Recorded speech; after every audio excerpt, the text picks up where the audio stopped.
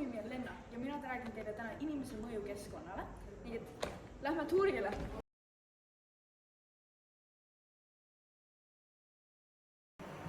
Nii, vaatame meie baletigarderoobi. Vaadake seda prügikasti. Vaadake, kui palju paberit siin sees on. Aga see ei ole isegi palju. Meie maailmas, terve maailm kasutab umbes 500–700 miljardit salvrätikut päevas. Päris palju, on ju?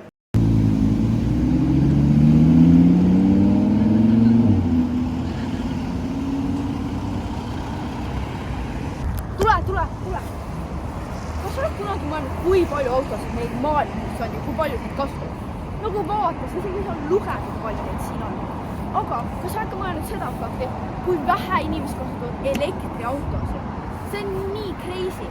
Nii palju kasutavad bensiini, mis ei ole hea isegi meile. Nii proovime ühte viisi veel. Nii, ja nüüd me tulime mahalt ühed väga tähtsad asjad, mis meil Tallinna linnas on. Ühistransport. See säästab meie loodust ja kes ei taha ühistranspordiga sõita?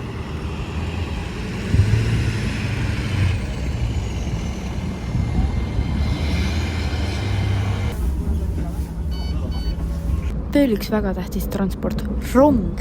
Isegi siin on prügikastid, et me ei viskaks prügi maha.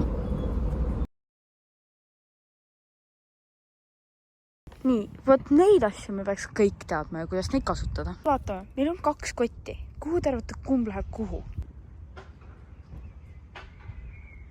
No ikka muidugi.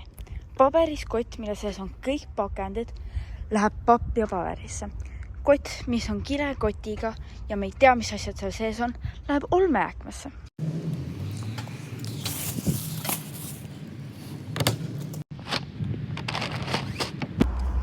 Vaadake, linn on isegi hakatud istutama puusid. Nagu see puu on päris oma juba. Aga nagu puhta mõht linnas. Päris hea ju.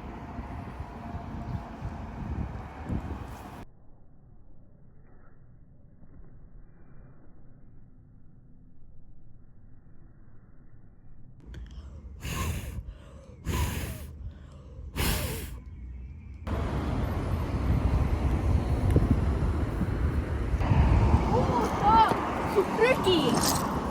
Vaadake, niimoodi me ei tohi teha, me lihtsalt rikume enda maailma niimoodi.